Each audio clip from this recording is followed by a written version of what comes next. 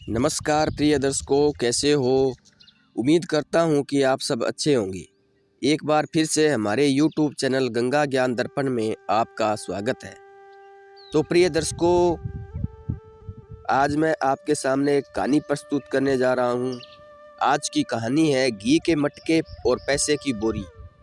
तो प्रिय दर्शकों, कहानी के अंत तक बने रहना और हमारे YouTube चैनल को सब्सक्राइब कर लेना और बेल आइकन दबा लेना ताकि आगे की वीडियो आप तक पहुंच सके। तो प्रिय दर्शकों, एक दिन राजा अकबर और रानी में ज़बरदस्त बहस चल रही थी। रानी अपने भाई के आगे बीरबल की उपलब्धियां देख जलने लगी थी। बीरबल राजा के प्रिय नवरत्न में से एक थे, किंतु रानी का भाई उस सूची में शुमार भी नहीं था। बस इसी बात को लेकर दोनों में बहस चल रही थी। बीरबल और उनके भाई में ज़्यादा काबिल कौन है। तभी राजा और रानी दोनों में से ज़्यादा काबिल कौन है जानने के लिए उन्हें एक कार्य देते हैं।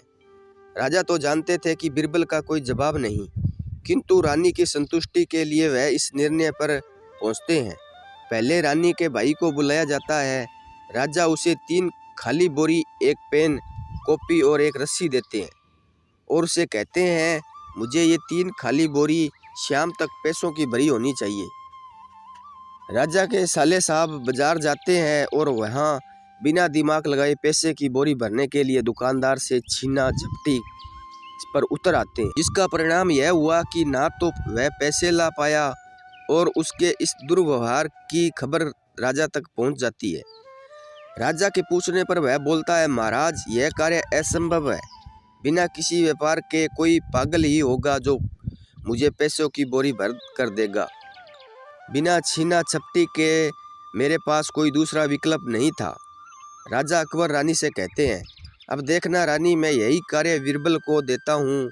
रानी को अपने भाई की दुर्दशा देखकर नहीं लगा कि बीरबल भी यह कार्य कर पाएगा। राजा ने बीरबल को बुलाया और वही आयाम देखकर कार्य सौंप दिया। बीरबल खाली बोरियों के साथ बाजार पहुंच जाता है और राजा की दी हुई रस्सियों से सड़क नापने लग जाता है और उसे साथ ही साथ कॉपी में लिखता जाता है। सभी दुकानदार बीरबल की इस हरकत को देख रहे थे। वे बीरबल के पास आते हैं और पूछते हैं कि आप यह क्या कर रहे हैं। बीरबल थोड़े कड़े स्वर में बोलते हैं, राजा का आदेश है यह सड़क चौड़ी की जाए। महाराज का काफिला यहाँ से गुजर नहीं पाता तो सड़क के दोनों तरफ की दुकानें तोड़ी जाएगी। सभी दुकानदार इस बात को सुनकर सफ़ेद हो गए। उन्हें अपनी दुकानों की फिक्र होने लगी जो खासी कमाई कर रही थी। उन्होंने बीरबल को कुछ ले देकर अपनी दुकानों को बचाने के लिए कहा। बस बीरबल को इसी मौके का इंतजार था। उसने एक एक दुकानदार से 50-50 हजार रकम वसूली, जिसके परिणाम स्वरूप शाम तक 3 खाली बोरियां पैसों से भर गई। बीरबल ने उन्हें राजा को सौंप दिया। रानी भी इस बात पर यकीन नहीं कर पाई, लेकिन रानी को संतुष्टि कहाँ थी। उसने राजा से एक और कार्य देने के लिए कहा। राजा ने उसके लिए भी हाँ कर दी। पहले रानी के भाई को ही बुलाया। अब कार्य था बाजार से खाली मटकों को घी में भिगोकर लाना था, वो भी बिना पैसे के। राजा के साले साहब मटके लेकर बाजार पहुंच जाते हैं। सभी दुकानदारों से मटके घी में भिगोने के लिए कहते हैं, वह भी बिना पैसे के। सभी दुकानदार उसे पागल समझते हैं और वहां से भगा देते हैं। वह मटके लेकर महल पहुंचता है। राजा के पूछने पर वह कहता है, महाराज, ये तो कोई पागल ही होगा जो बिना पैसे के मेरे मटके घी में भिगो कर देगा। मैं अपने कार्य में असमर्थ हुआ।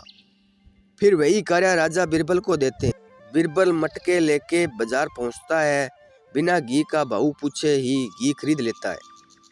दुकानदार बीरबल के चारों मटके घी से भरकर पैसे की बोलता है। बीरबल, कितने पैसे हुए भाई? दुकानदार अपना भाव बताता है। बीरबल थोड़ा चौंक कर बोलता है, बाप रे, इतना महंगा नहीं भैया, मुझे नहीं चाहिए, मटके खाली कर दो।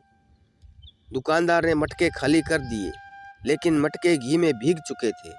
बीरबल ने महल जाकर राजा के सामने घी से भीगे हुए मटके रख दिए, जिसे देखकर रानी और उनके भाई की आंखें खुल गई। रानी राजा अकबर से क्षमा मांगने लगी कि बीरबल की बुद्धि के आगे सभी निरस्त है। तो प्रिय दर्शकों, बुद्धि के बल से किसी भी समस्या का समाधान किया जा सकता है। बस इंसान को धैर्य रखना चाहिए। तो प्रिय दर्शकों, उम्मीद करता हूँ कि आज की कहानी आपको पसंद आई होगी। तो मिलते हैं अगली कहानी में, तब तक अपना ख्याल रखना। जय श्री कृष्णा। धन्यवाद।